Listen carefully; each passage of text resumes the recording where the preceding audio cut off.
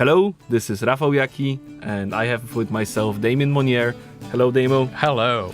And we are from CD Projekt Red, and we would like to introduce you to Gwent. A moment, Witcher. You strike me as a man of the world. Are you familiar with Gwent? No, and I don't have time to learn. But the rules are quite simple. Come, let's play. Why not? Splendid! Here's how it's done. This is a card game that you will have a chance to play if you decide to do so when exploring the world, encountering NPCs, and even you can have a big, tournament in Novigrad if you choose to, pursue those line of questing, because you can find new cards, you can find new things in the game, and we just wanted to highlight how the game is played. Maybe, Damo, you can take it from here. Something that we haven't really talked about so far, so we thought we needed to do a short video explaining to you what Gwent is all about. It is quite simple. It's a game of two armies clashing, and you, as a player, you will play the general of one of those armies. The rules are fairly simple. You will take turn and place a card on the board, which we call the battlefield. And the idea is that each card that you will place is called a unit card, and it has a little value in the corner. That value will add up, and the player with the highest value will basically win a battle.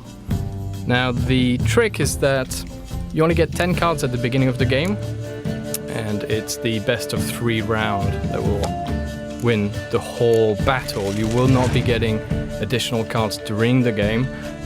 There are some exceptions, we might mention them later on, but the idea is that you have 10 cards and you must win 2 games with it, 2 matches. And basically, when you place those cards, you can place them on 3 different areas, as we call them. So the first area is just melee range, as we call it, so close combat. Then we have ranged, which is archers and those kind of things, bowmen. And then we will have the siege weapon. The siege weapon. And the siege weapon obviously is ballistas, trebuchets, and those kind of catapults. Catapults, weaponry. And this simulates the battlefield as we envision it in a very simplistic way, to highlight the way the Gwent is actually played. Yeah, there's the strong theme there we wanted to keep, as well as have some cool mechanics. We wanted it to really make sense. So you have some special cards as well, which are weather cards, and these weather cards will affect all the units on the whole row. Your units as well as the enemy's units. And even those we try to keep with the theme, so close combat will be affected by frost. If you play frost, all of the units on the close combat row will see their values rendered to 1. Then we have fog. Fog is for long range, so the archers, they can't see because of the fog, so they're not as powerful. And then the last one, which is rain. Rain sort of affects the wood and the ropes of all the siege weapons and will render them a little weaker. Now, there are a lot of special cards. We're not going to show them all to you because we want you to have fun, go in the world and find them yourselves. Now, what we're going to do is show you a video that I recorded earlier on. Actually, I was playing a game of Gwent, as I often do, and I wanted to test out a new deck. We have 4 factions in Gwent. We have Northern Realms, we have Nilfgaard, Scoia'tael, and Monsters, and I was working on improving my monster deck. Alright, so here you can see that I had my initial 10 cards. I'm just going to pause here. Basically, what you can do at the beginning is redraw up to 2 cards. You don't have to, but in this case I really wanted to, because you can see I have 2 Commander's Horn, and what that will do, that card will double the value of all the cards on 1 row. Now, having 2 is pretty good, but I also have the ability, if you look at the bottom left corner, you see the leader. My leader's ability, the one that I picked for this particular match, will give me the same as a Commander's Horn for the close combat unit. So I didn't need 2 of them, so I decided to just get rid. I also had to look at this lovely looking lady here. She's really, really very Yeah. cool. I love Abraxa when she's all out in the open. All out, as you would. Now, you can see the little icon there on the left, and that's very, very typical of the monster deck. It's called muster, and basically what that will do is that when you place one of those cards on the battlefield, so in this case a vampire card, it will call other vampire cards either in your deck or in your hand. So, for me, having two of those in my hand is actually quite bad, because when I place one, I will lose the other one that's also in my hand. So I will be down to 8 cards after only one round. So I decided to get rid of that one as well and hopefully not get another vampire. Now I wanted to take a closer look at this card because it's one of my favorites. It's a dragon, and this card is really hard to find as well.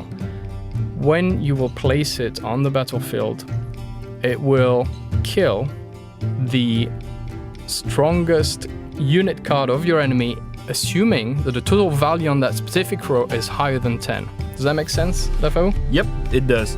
Now, I know this guy has that card because I've played against him earlier on and I actually lost because of it, so I will try and be careful this time. So the Nilfgaard faction started with a spy card, and the spy card is really cool because you basically give the points to the opponent, but you get 2 new cards instead. Now, I told you earlier on that the enemy had that same dragon card, so I didn't want to put too many points straight away on the board because I knew he was going to burn me, so instead I played some ghouls. And Demo also used the ghoul ability that he talked about earlier, which means that one ghoul will attract others from his deck. So the total right now is 14 versus 0, because he was only playing spies at this point. Now, I wasn't too sure what to play at that point, but I decided to, instead of playing a unit card, I played a horn, so it doubled everything on there. Yeah, up to 28, yeah. Another spy for Nilfgaard. So at that point, the AI is really just trying to get as many cards as possible. I'm already on 46. I feel pretty safe. I choose to pass. And from this point, you cannot place another card. Only Nilfgaard will play until they decide to pass. So we see here that he indeed played the dragon. He just played, I'm going to pause here really quickly so we can see what's going on. He played the dragon, burnt one of my top cards, then he scorched, burning another card because the AI is aware that my ability as a monster is to keep a card at the end of the round on the board.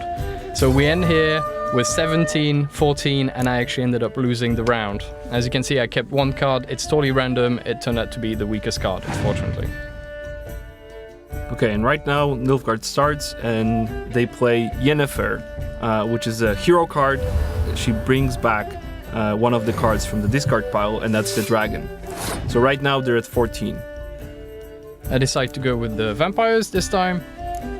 Fetch the other 3, so that's really, really powerful. Yeah, it's 17 to 14 at this point. The Nilfgaard faction plays another hero card, and the hero cards are not affected by anything within the game. They stay on the board as is. So as you can see, when I play the dragon, the hero will not die. Heroes are not affected by any special cards. They will still go to the discard pile at the end, but they will not be affected by anything. Nilfgaard brought up something from the graveyard.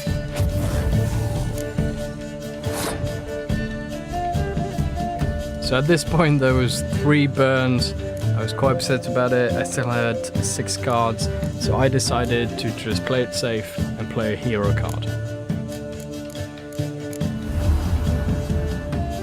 And the Draug is a hero card, which is indicated on the left corner. They have a special ornament Shiny.